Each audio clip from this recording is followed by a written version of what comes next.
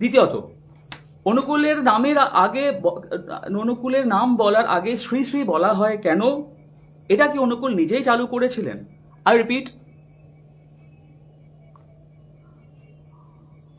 Repeat, অনুকূলের নাম বলার আগে দুবার করে শ্রী শ্রী বলা হয় কেন? এটা কি অনুকূল নিজেই চালু করেছিলেন?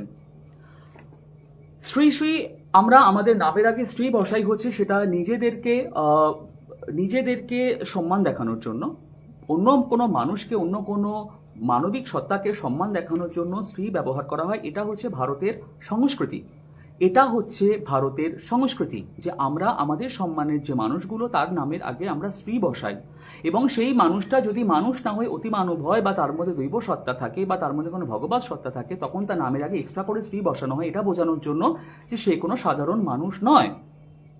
শ্রী শ্রী এইটার উল্লেখ হচ্ছে সেই কারণেই, যেমন আমরা বলি শ্রী শ্রী 108 অমুক বাবাজি, অনন্ত শ্রী অমুক মহারাজ, 1008 শ্রী শ্রী অমুক ব্যক্তিত্ব, এই সমস্তগুলো যেমন আমরা বলি তেমনই শ্রী শ্রী বসানো হয়।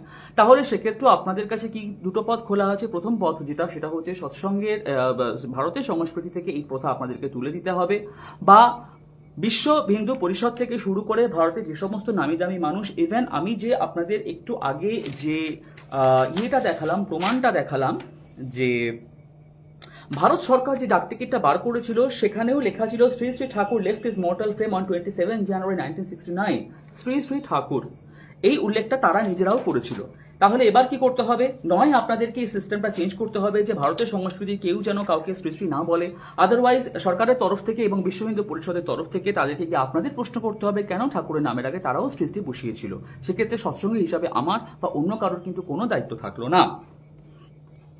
আচ্ছা, 3 নম্বর প্রশ্ন করা হয়েছিল, সৎসঙ্গীরা কি হিন্দু? যদি হিন্দু হন তবে হিন্দু দেবদেবীর অনুকূলের পূজা কেন করেন না? আই রিপিট, সৎসঙ্গীরা কি হিন্দু? যদি হিন্দু হন তবে হিন্দু দেবদেবীর ছাড়া অনুকূলের পূজা কেন করেন না? মানে কি বলতে চেয়েছে আমি নিজেও জানি না, মনে হচ্ছে তারা বলতে চেয়েছে যে আমরা অন্য দেবদেবীর পূজা কেন করি না। আমাদের প্রত্যেকটা সৎসঙ্গী যাদের বাড়িতে শ্রী শ্রী ঠাকুর অনুকূল চন্দ্র আছে তারা লক্ষ্মী সরস্বতীর তারা পূজা করে। আমাদের দেওঘরে দুর্গা পুজো হয়, আমি আগেও বলেছি, আমি এখন আবার বলছি, একই প্রশ্ন বারবার করা হচ্ছে, আমি তাও তার উত্তর দিচ্ছি ধৈর্য সহকারে। দেওঘরে দুর্গা পূজা করা হয়, দেওঘরে লক্ষ্মী পুজো করা হয়, দেওঘরে সরস্বতী পূজা করা হয়। এখন কি হতে পারে? আপনাদেরকে প্রমাণ করতে হবে এরা কেউ দেবী নয়, আদারওয়াইজ প্রমাণ করতে হবে অর্গানাইজেশনটা সৎসঙ্গ নয়। কোনটা যেটা আপনাদের ইজি মনে হয় আপনারা সেটাই করবেন, এক্ষেত্রে কিন্তু আমাদের কোনো রকম দায়িত্ব নাই।